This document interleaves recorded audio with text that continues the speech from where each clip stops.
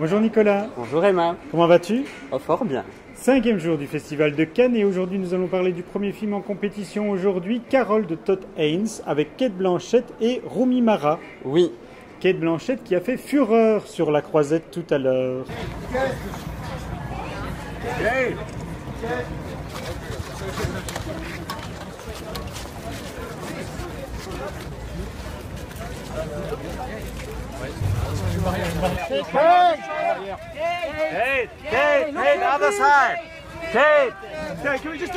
C'est l'adaptation du plus célèbre roman lesbien, Carol, une aventure entre une petite travailleuse d'un grand magasin et une grande bourgeoise qui vont donc vivre une folle histoire d'amour dans les années 50, une histoire d'amour un peu interdite. Qu'en as-tu pensé?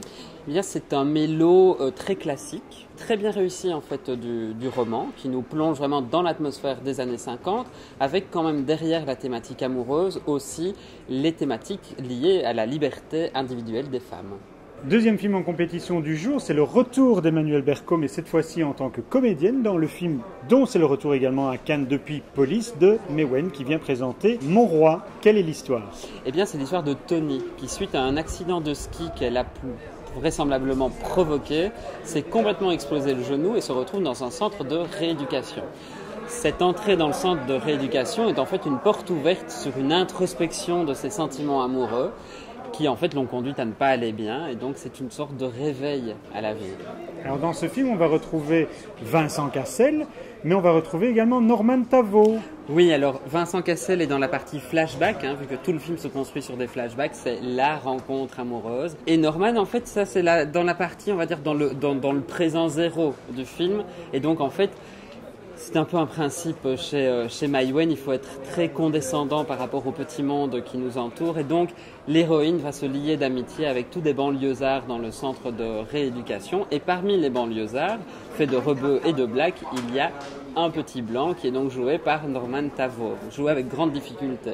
Qu'as-tu pensé de ce film? Tu n'avais déjà pas très aimé Police, je pense. Oui, eh bien pour moi ça confirme, alors que j'avais beaucoup aimé Le bal des actrices, oui.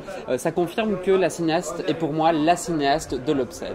On nous confronte à l'intimité de la protagoniste, mais on nous crache cette intimité au visage. J'ai rarement été mis aussi mal à l'aise face à un film, alors qu'en fait il n'y a rien de choquant en tant que tel, mais on est clairement dans l'intimité sans partager cette intimité. On ne rencontre pas le personnage.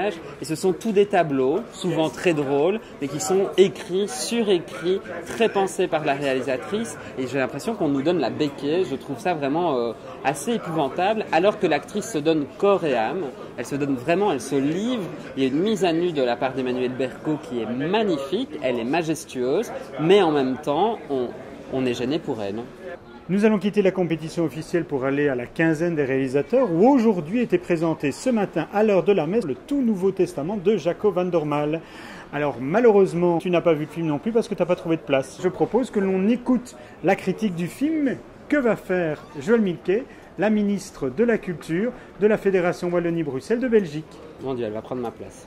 On nous emmène en fait dans une histoire, comme une sorte de labyrinthe virtuel où on passe de sentiments, de comédie, où il y a énormément d'humour, en même temps de gravité, en même temps de légèreté, en même temps de sentiments forts, avec un scénario, voilà, à la Jaco van der Maal et un peu Thomas Gunzig, mais avec plein de moments très différents, où on ressent des choses très différentes. Et donc c'est vraiment, quand je dis c'est un univers en soi, c'est parce que dedans il y a des histoires dans l'histoire, des moments dans les moments, et des styles qui varient complètement. Donc c'est en même temps très baroque. On va laisser le mot de la fin sur ce film à Yolande Moreau qui joue la femme de Dieu, qui est jouée dans le film par Benoît Poelvoort.